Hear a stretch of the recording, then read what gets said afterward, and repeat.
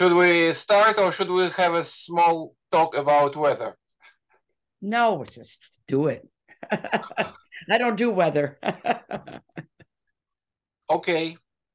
So, for the beginning, I will tell you a story. So, a little bit unusual interview when I'm starting with a story. But this is kind of introduction. Okay.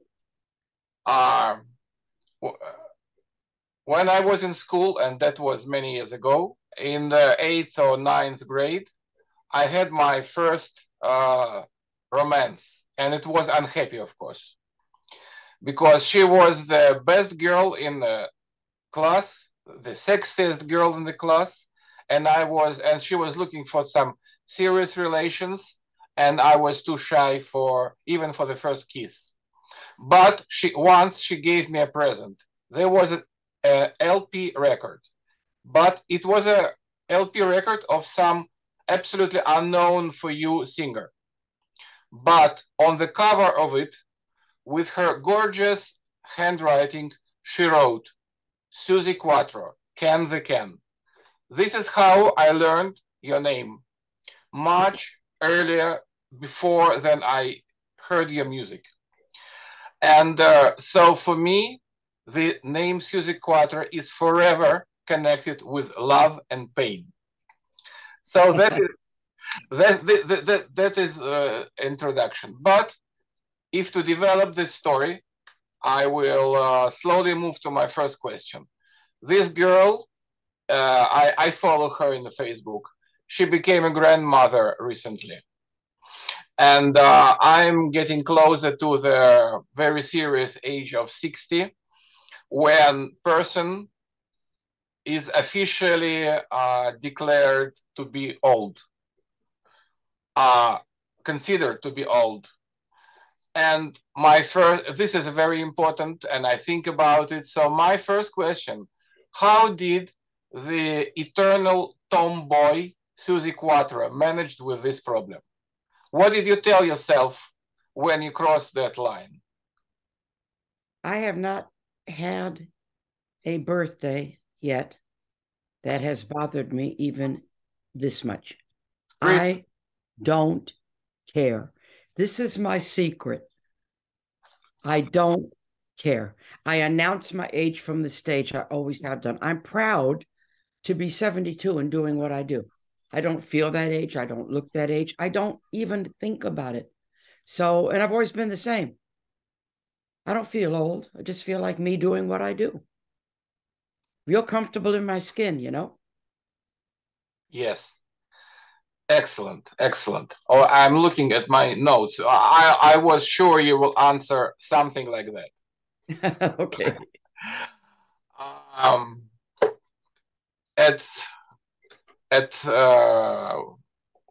In 70s and 80s, the rock music, that was everything for me, and it was everything for you, and it is everything for you, I hope. But for me, but now the youth have many different substitutions for that rock music. You know, telephone, more smartphone, games, blah blah blah. What do you think? What is the role of rock music now for the generation which is young now? I think the music is just as important. I think the way that they get it is different. They don't go into the record shops and buy it anymore. They download it. So that kind of thing is different. But the music is just important, but it's diversified. There's not such an important chart position anymore, you know? So you get your music out, you make your videos, and you have your fans. It's just more diversified, like you say, more diversified. But the music will always be important. Always. You can't get by without being entertained. Nobody can. Everybody needs those songs when they're young, when they're in their teen years, that they fall in love to and they cry to. We all need this. It's part of growing up. And it shouldn't ever go away. At your website, there is a contact of your fan club. Do many girls with guitars still play rock? They do. Yeah, they do. Yeah, sure. But the thing is even though after I did it, because that is what I take to my grave, the fact that I was the first female musician to front a rock and roll band and have worldwide success. That's the fact. I take it to my grave. And I opened up the doors and a lot of girls came through. Yes, thank God. I don't think of myself in gender. I never have done. Yes. I've never called myself a female musician. Just say I'm a musician. I'm a bass player. But even though I opened the doors and lots of girls came through, if you want to be honest about it, it's not an easy job. It takes total dedication. It takes over your life if you're going to be any good at it. So lots of girls maybe will start it and then they will stop it. You know, they think, oh, I don't want this for my life.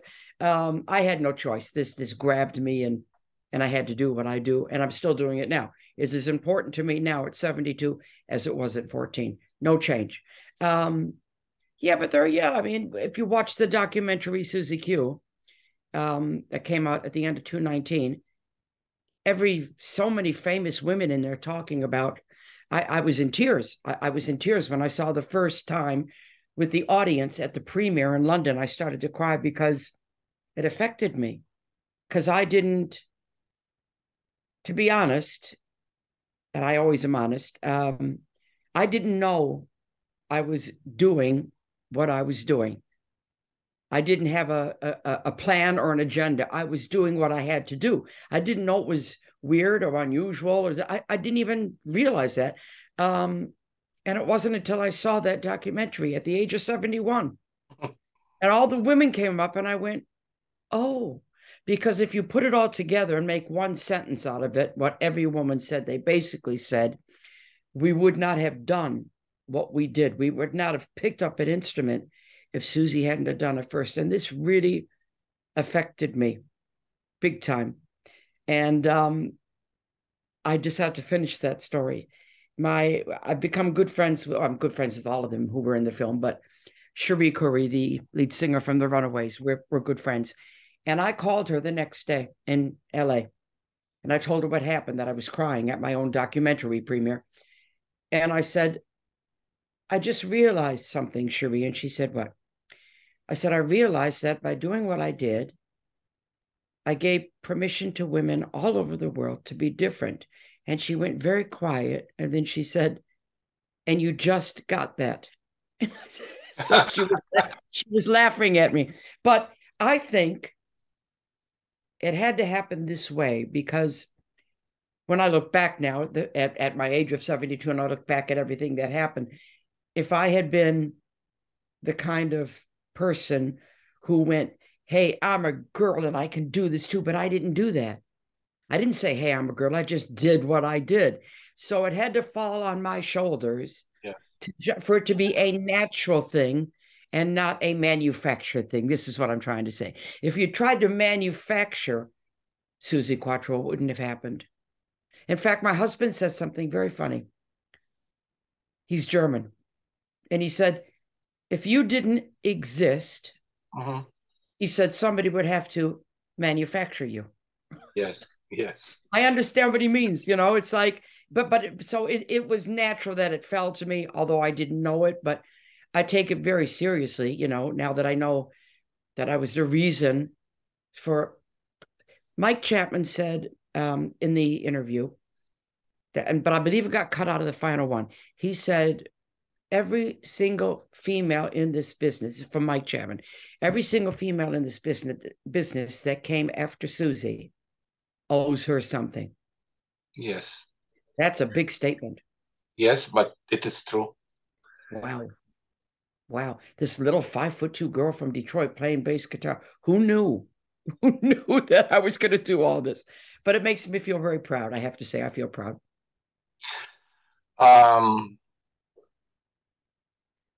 Good time to ask about your, well, of course, I saw and read a lot of interviews with you when I was preparing. So I know that about your ego room. Does it still exist? My ego room, yeah. Yeah. When people go up there, they don't come down. It's just such an amazing room. You have to go up 2 flights of stairs. Okay. Is it in this house? Yes. So 2 flights of stairs, and on the 3rd floor where it is, it's so perfect. The walls are crooked, the floor is uneven, and you have to, fight to get to the ego room. This is important. You have to fight to get to the ego room. And then there's a big wooden door, and on the door, I had a little metal plate made, and it says ego room, mind your head. Mm-hmm. Yes. And you go in, and it's one room. It's the quietest room in the house, which I really liked it. The ego room is the quietest room. And it's got everything. It's covered top to floor everywhere with pictures and posters and stuff.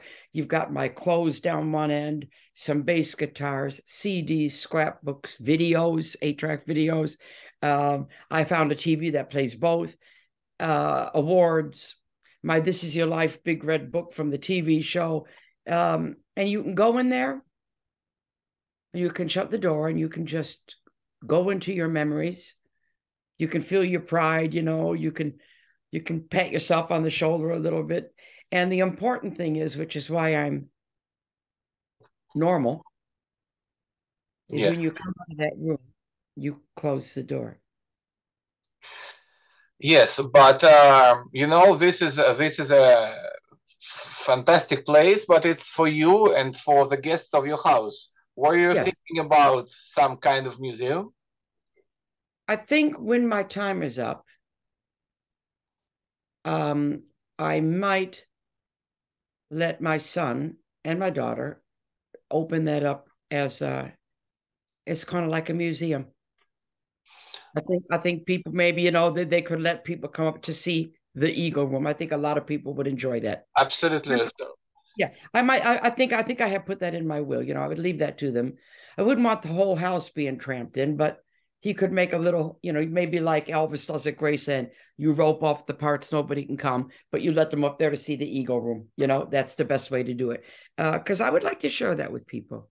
It's quite something. When I send guests up there, if people come to see me or they stay overnight or whatever, can I see the ego room? Yes, you can. And they don't come down. They're up there like for 2 days. And I say, hello, are you alive? Because it's so interesting, because it's not just because it's Suzi Quatro up there. It's memories, and it brings back your own memories, whoever you are. Whatever oh yeah, I was doing this and this. So you're going through your own life up there. So it's really good. I'm really glad I kept everything. Yes, I was in Stockholm in the Museum of ABBA. There is lines and lines of people every day there. Sure. There you go. And I think this people would love to see this. So one day it will be open, but when I'm gone. Once I was at a meeting where Ken Hensley from Uriah Heep and the concert promoter Tim Dowdall, I don't know, do you know this name? Tim Dowdall, I cannot pronounce it. It's well. I'm not sure.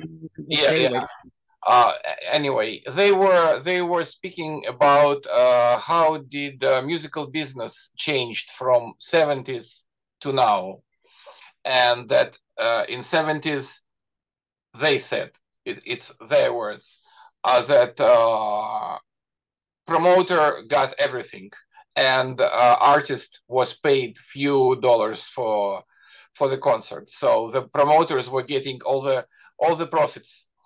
And now artist gets everything and promoter not.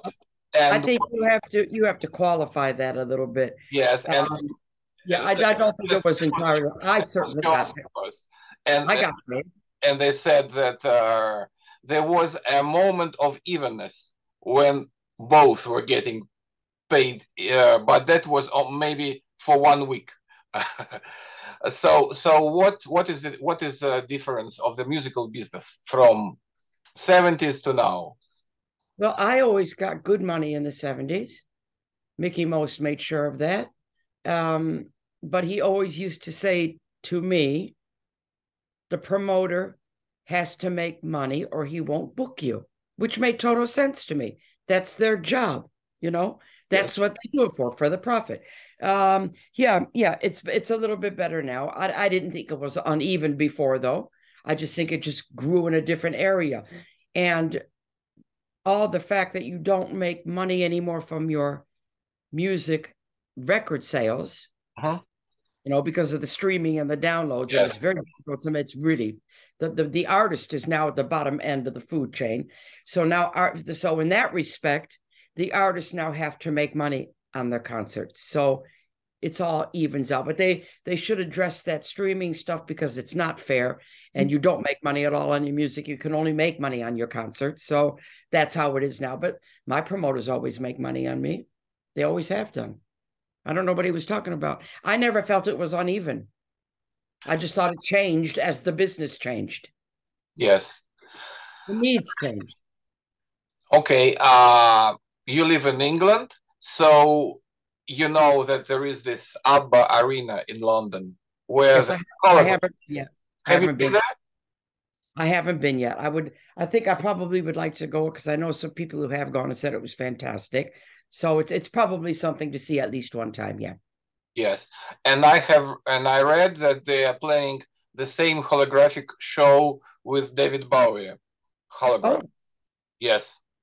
No any plans with Suzi Quatro hologram? Oh, I'm alive and well. I'm alive and well, and I'm working. I don't wish to have anything fake up there. I don't need to have a hologram for me. You can see the real thing here. Yes. Of course, I read your story about you. So I know that you learned to play bass guitar well when your sisters put you in the back. Yes. Yes. So I was in the front. I was the main front, and then you was in the back, and then you were playing bass guitar. That's it. Yeah. When I was in the front, I played bass, and I was a front person. So I learned both together how to be the front girl and the bass player. And then we brought my little sister in. We changed the band around, and I went to the back. And at that point, I did become very good on my bass, because I was mainly just playing bass. So in a way, that was a very good thing to happen, because then when I went solo, then the performer Suzi from the Pleasure Seekers and the bass player from Cradle came together and made one very good solo act. So it's all the experience you get, it makes you who you are. And where did you learn to sing? What was there any training for that, or you just start singing? That's it. Musical family. There's 5 kids. My dad played music all his life. My brother is probably the finest piano player I've ever heard in my life. My eldest sister plays harp and keyboards. The one next to me, Patty, she joined Fanny. She plays guitar. I play bongo drums, percussion, and piano. I'm schooled in drums and piano. And my little sister plays piano and violin. She played violin. And we always sang. There's just never a question. We would be at a family party. My dad would play something, and we would all automatically go into our sister harmony notes. So it's inherited. The talent is inherited for sure. 100%. Okay. By the way, there were 2 things which I was always asking myself when I was not a kid, but much younger. First of all, that because English is not my native language. What does can mean? There's an expression in America when you want to keep something safe, you say can it. It's in the can. In other words, it was Mike Chapman's clever way of saying keep your man safe. Okay. And the second question was from how did it happen with this duet with Chris Norman? This again, because it's so different from what you were doing before. And it should be. It was a change for us. We were in Germany recording the If You Knew Suzi album, and there was a big award ceremony. It was in Cologne. And after this big award ceremony, we all ended up at a private party, just all the artists and a band on the stage. And I wanted to sing. So I asked I don't want to name any names. I asked at least 4 or 5 people, famous people, want to go up and jam? No, No, no. Finally, I turned to Chris and I said, come with me now. I didn't ask him. I told him. So we went on stage and we started to sing a song. I can't remember what. And Mike Chapman was there, obviously, because he was producing us.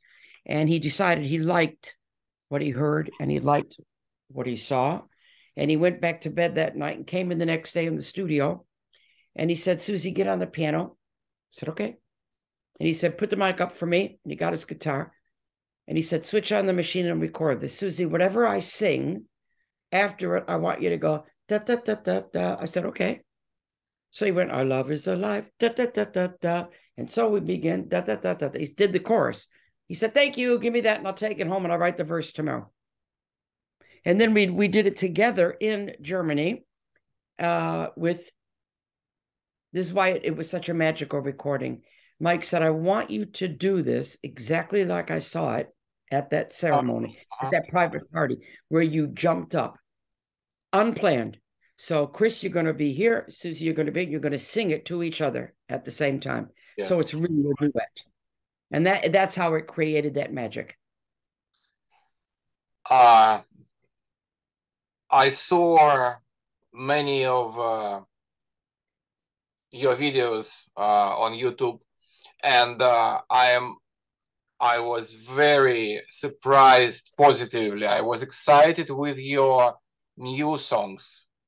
The songs which you made with your son, this no soul, no control. That's fantastic. That. Absolutely.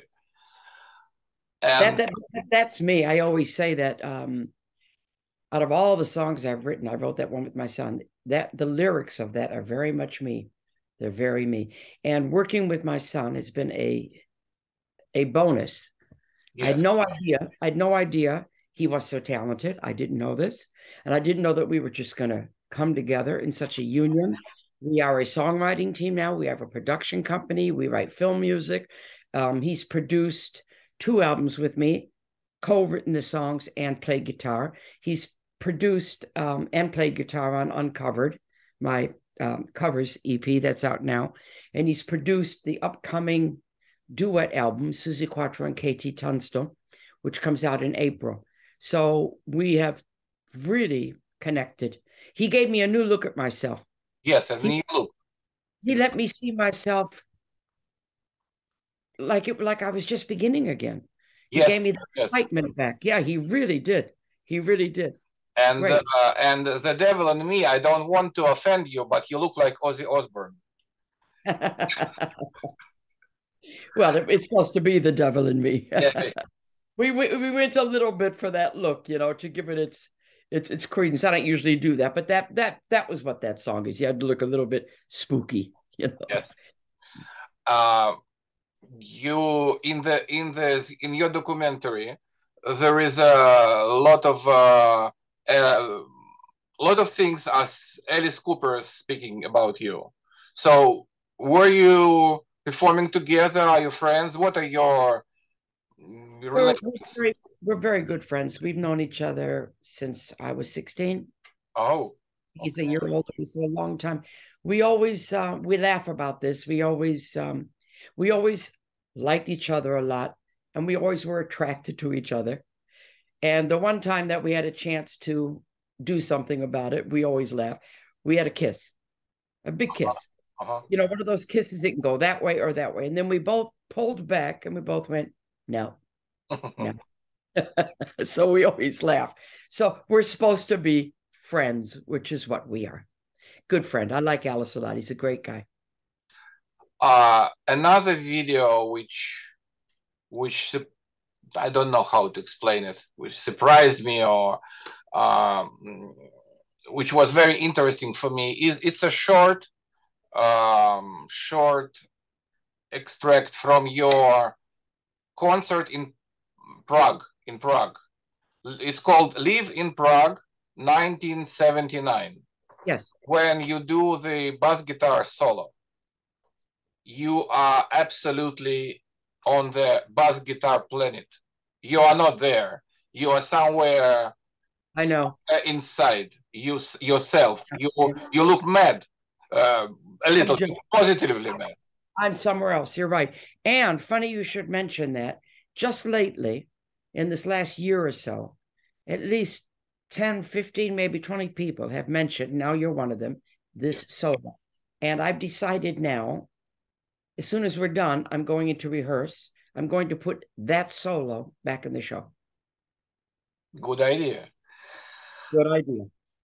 Good idea. Things change through the years. You get a different drummer and the solo slightly alters. It alters with the drummer. I go a little bit more for what the drummer needs from me. So, but that's you can't beat that solo. That's one of the best, actually.